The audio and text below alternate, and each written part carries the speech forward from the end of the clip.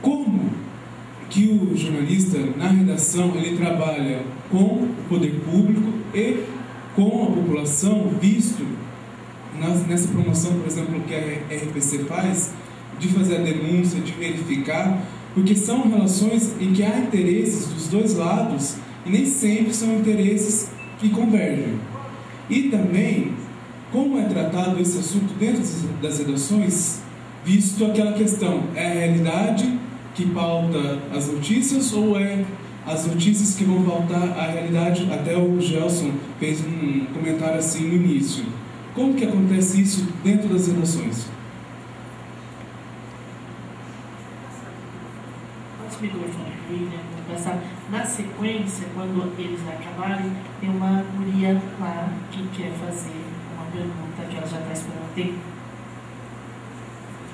Desculpa, eu pedi a gentileza de vocês repetir a primeira parte da pergunta.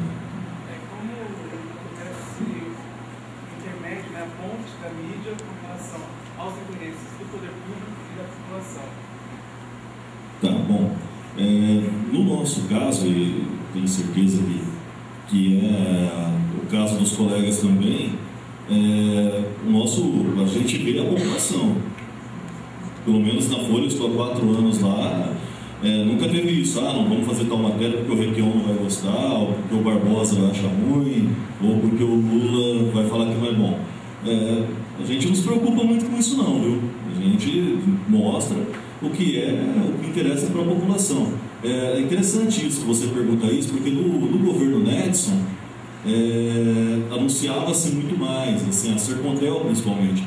A Sercontel anunciava muito. E a Folha recebia, sim, muita verba de anúncio da Sercontel.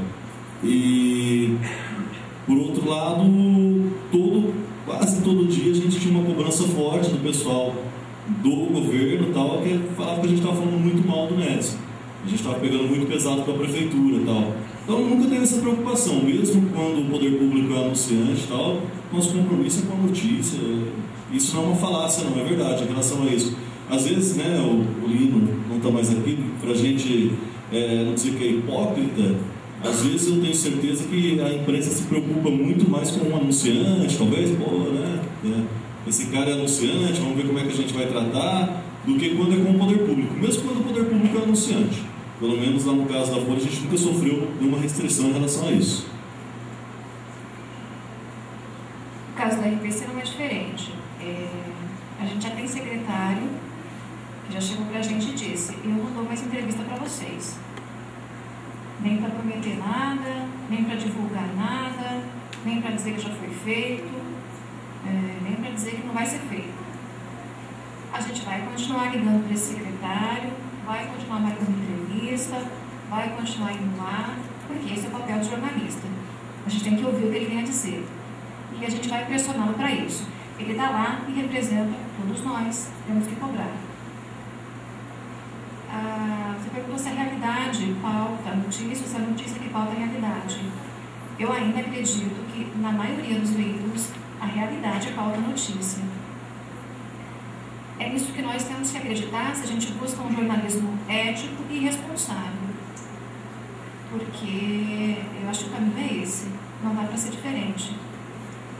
Uma vez um secretário, era novato, estava uns 2, 3 meses no cargo, dava entrevista uma semana sim e outra também, na maioria dos veículos de comunicação. E em uma entrevista assim, na outra também, ele repetiu o nome do prefeito. Não, porque o prefeito fulano de tal. Aí um dia ele era meu entrevistado de estúdio. Eu sempre converso com os entrevistados antes. Não tem que causar surpresa, enfim, ele sabe exatamente qual é a condução do assunto. Dentro da condução, dentro do que ele me responde, eu vou articulando outras perguntas. Mas eu estava tão irritada com a forma com que ele tratava a imprensa e sempre fazendo propaganda do prefeito, né, que o nomeou, que eu não aguentei. Eu não sei se eu fui ética ou se não. Eu acho até que não fui. E até hoje ele é bravo comigo por conta disso, mas eu perguntei para ele, eu falei: escuta, antes da entrevista, claro, obviamente, o prefeito pediu para que você, em todas as vezes que falasse com a imprensa, citasse o nome dele. Isso é ordem do prefeito, você tem que cumprir isso. Claro que ele me disse que não é esse o papel dele, então não, imagina, mas eu faço isso, você está percebendo isso? Não, claro, eu e todo mundo que acompanha o que você diz. Isso é para te provar o quanto a gente fica revoltada com esses tipos de comportamento do poder público e até onde a gente pode ir. Eu acho que talvez eu não devesse ter perguntado isso, ter ignorado realmente, né? Mas enfim, na medida do possível, a gente tenta fazer com que o poder público esteja mais próximo da sociedade e menos voltado para a propaganda do seu negócio, entre aspas. É por aí que a gente tenta caminhar. Deixa eu acrescentar, acho que eu trabalhei com um cara que hoje já nem sei se está mais em Londrina, acho que foi embora, voltou para Pelotas, o Flávio Campos, que foi repórter da Caderno de Esportes da Folha de Londrina durante muitos anos. Aprendi demais com esse cara. Faltou dizer para vocês na minha apresentação que eu não fiz faculdade de jornalismo, eu não tenho formação em jornalismo. E o Flávio Campos dizia o seguinte, mas ainda você é um dos profissionais.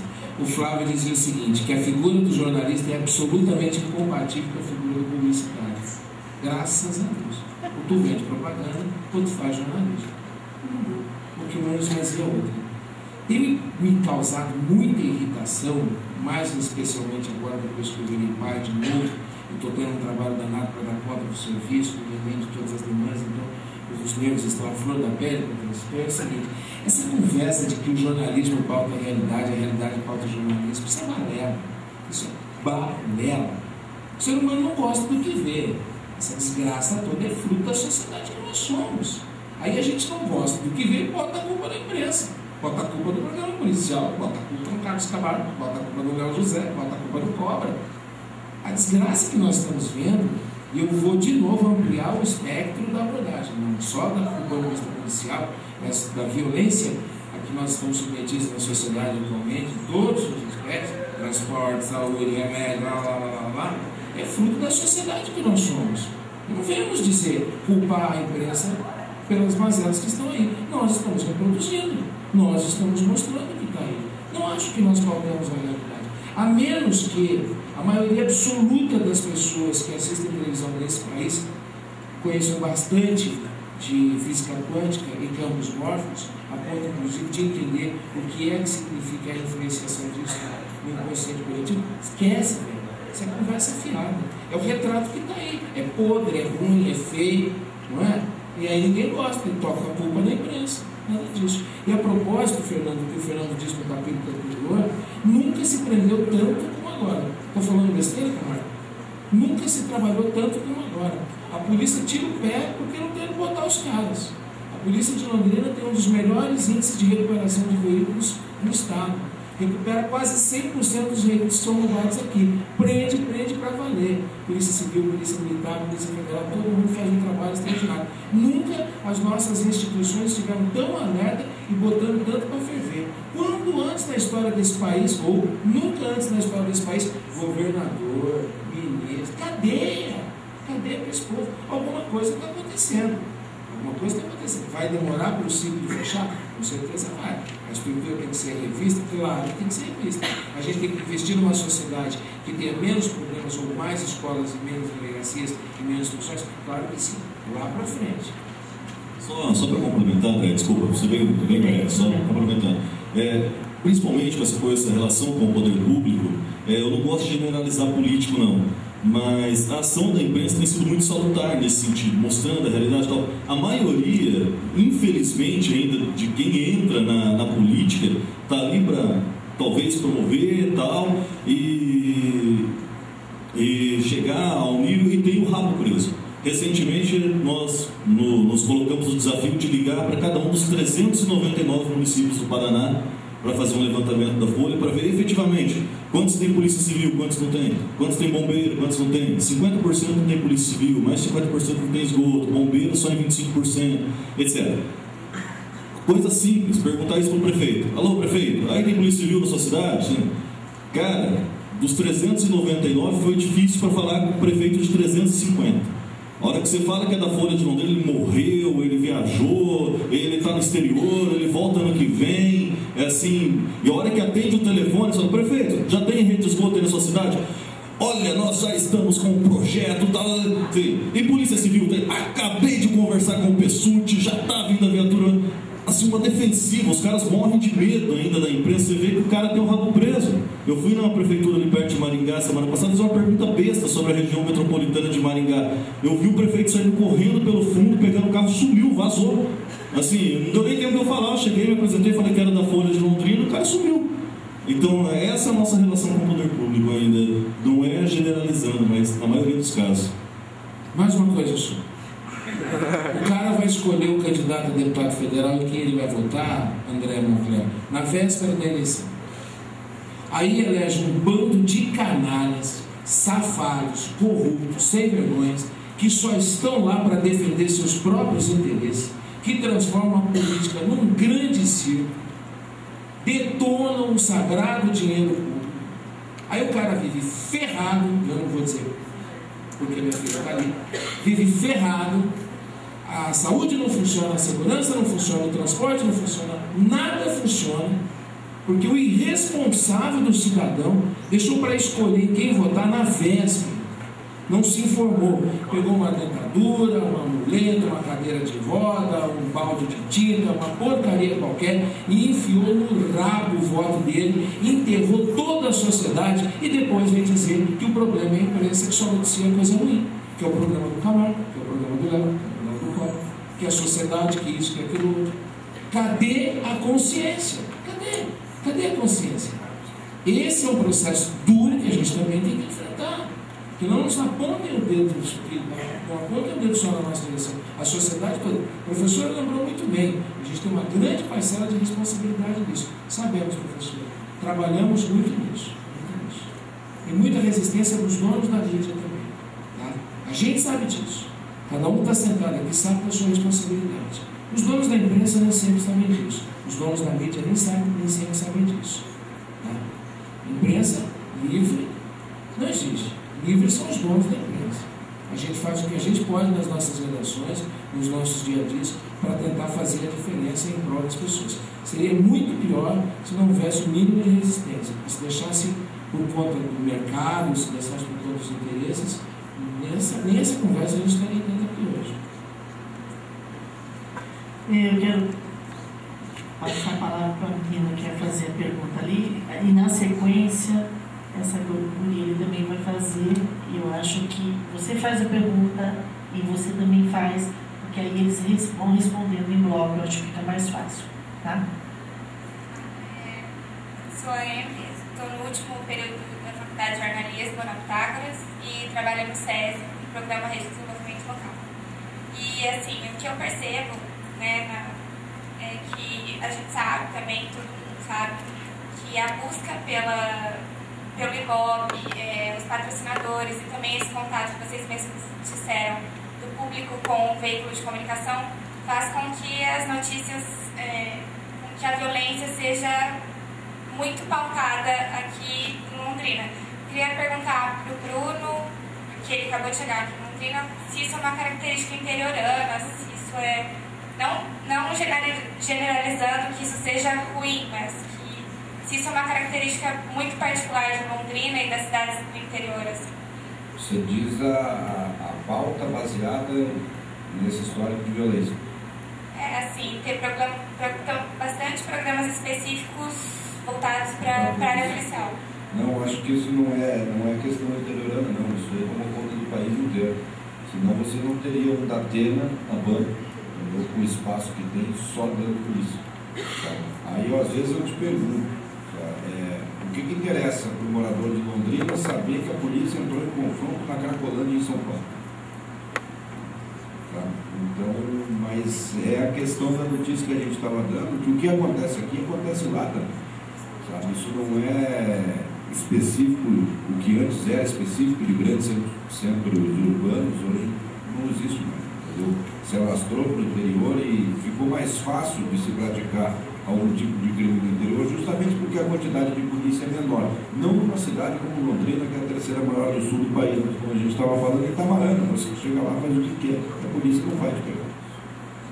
Entendeu? Porque se pegar, vai ser muito azar do bandido, sabe? Porque tem um policial lá. Então, isso não é isso não é privilégio do interior ter programas policiais. Está no país inteiro. Sabe? O Balanço Geral na RIC, por exemplo, foi uma exigência da rede, da Record em São Paulo, que se tivesse esse nome. Sabe? E o que está se fazendo, por exemplo, dentro da RIC, é ter apresentadores caricatos nesse tipo de programa. No Rio de Janeiro, por exemplo, o Wagner Moura quem apresenta. Aí ele quebra o cenário inteiro. Está no YouTube, para vocês verem, ele quebrou o cenário inteiro e se indignou com a notícia. Sabe? Então, aí é aquela forma que ele estava discutindo. Está se combatendo a criminalidade e quebrando alguma coisa? Tendo um surto psicótico lá? Não. Sabe? Você está se irritando aí a população mais ainda com isso. Mas como a violência banalizou, eu acho que os programas policiais estão no país inteiro. Sabe? Não é só Londrina, sabe? Curitiba tomou conta e todos os canais de televisão que você ligar também em Curitiba, você vai encontrar esse tipo de programa. Porto Alegre, onde eu venho, também tem esse tipo de programa, e sempre todos, eu acho que no mesmo horário, na hora do almoço. Eu não sei por que esse horário do almoço também, para botar esse tipo de programa. Sabe? E atinge muito mais, às vezes, é uma criança que está ali almoçando, se preparando para ir para a escola, mas ela está assistindo também esse tipo de programa. E a criança que está desde da classe mais baixa da sociedade e a criança que também está na classe alta, porque as preocupações são distintas. Sabe? Você tem a criança que mora na favela, ela tem um tipo de preocupação diferente, ela não tem medo de ser assaltada porque ela mora lá dentro, não vão assaltar. Agora, quem sai aqui da Gleba vai descer para o colégio, tem esse medo, sabe? Mas também acompanha isso lá. Sabe? Então, em qualquer cidade que você for hoje, você vai encontrar um programa policial, porque, infelizmente, não pelo programa, infelizmente a gente vive numa sociedade, sabe, onde a violência toma conta. E eu acho que como jornalista e o papel do jornalismo, ele não cria notícia. O jornalista não vai lá com a pistola na mão para disparar 15 tiros na cabeça do cara que está morrendo. Mas ele tem que mostrar esse fato, muitas vezes para chocar a sociedade e fazer com que se crie movimentos como esse que foi, sabe, que existem em Londrina, como existem em outras cidades do país. Sabe? Choca a sociedade para mostrar que, chega de criminalidade, chega de violência. Sabe? Eu não tenho prazer de mostrar que um cara tomou 15 tiros, entendeu? Que a mãe estava com o filho no colo e passou alguém de carro atirando, matou criança, matou mãe, sabe? Arrebentou com uma família inteira. Isso não é prazeroso de mostrar, mas infelizmente é a sociedade, é o mundo que a gente vive. Sabe? E a gente é obrigado, como jornalista, a mostrar a realidade que se tem na sociedade.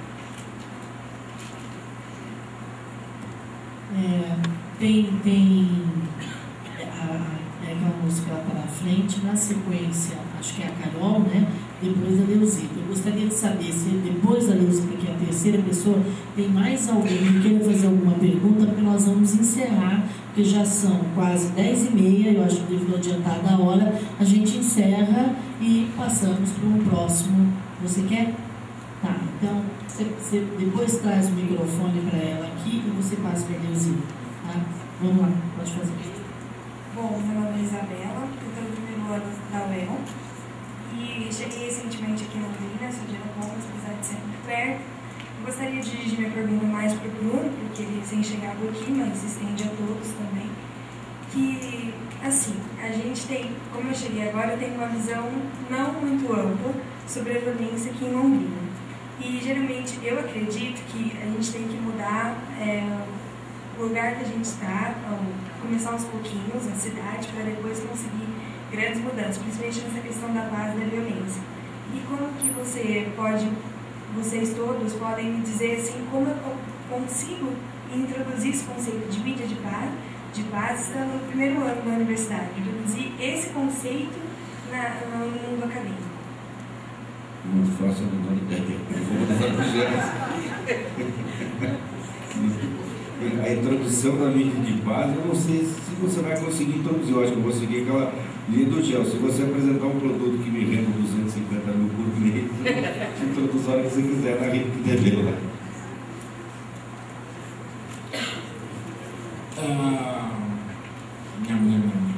A gente precisa ter mais discernimento, né? Eu acho que nos falta também, como sociedade, discernimento. Né? O que é o programa policial? O que é o programa policial? A gente está falando do programa policial, eu vou insistir nessa tese. Você não precisa assistir o programa policial, assiste o telejornal. Tu vai ver que ele é tão violento quanto o tipo do programa policial. Você vai ver diferentes níveis de violência. Vai encontrar lá coisas horrorosas ou até piores do que as histórias do programa policial. O que talvez depõe contra esse tipo de produto, esse formato, é que ele está condensado num único espaço, ele está condensado num único momento. Né? Então você assiste um programa de 1 hora, 1 hora e meia, em que o assunto é aquele, o tema é aquele, a abordagem é aquela, então você acha que o mundo está acabando, que já não tem mais salvação nenhuma. E não é isso, não é isso. E também se faz uma leitura equivocada dos programas de hoje. Eu insisto nisso, gente, eu insisto nisso. Tem muito de serviço, de informação. Muitas das histórias que nós gostamos